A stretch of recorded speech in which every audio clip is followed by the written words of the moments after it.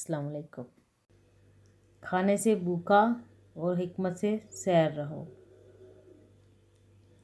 آگ کے ایک ذرہ کی مانند ایک بد کلمہ انسان کی حالت کو تباہ کر دیتا ہے۔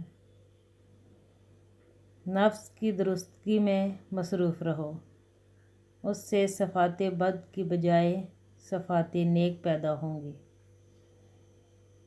زبان کی شر سے محفوظ رہنا چاہتے ہو تو خاموش رہا کرو۔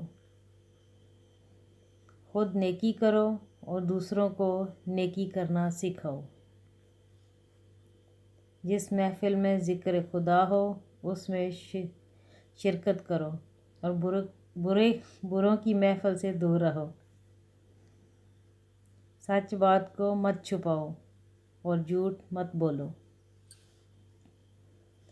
نماز میں قلب، مجلس میں زبان کی، غضب میں ہاتھ کی اور دسترخوان پر شکم کی حفاظت کرو۔ صحت اللہ تعالیٰ کی بڑی نعمت ہے، اس کی قدر کرو۔ عقل مندوں کی صحبت اختیار کرو، یہ مشکل وقت میں تیری مدد کریں گے۔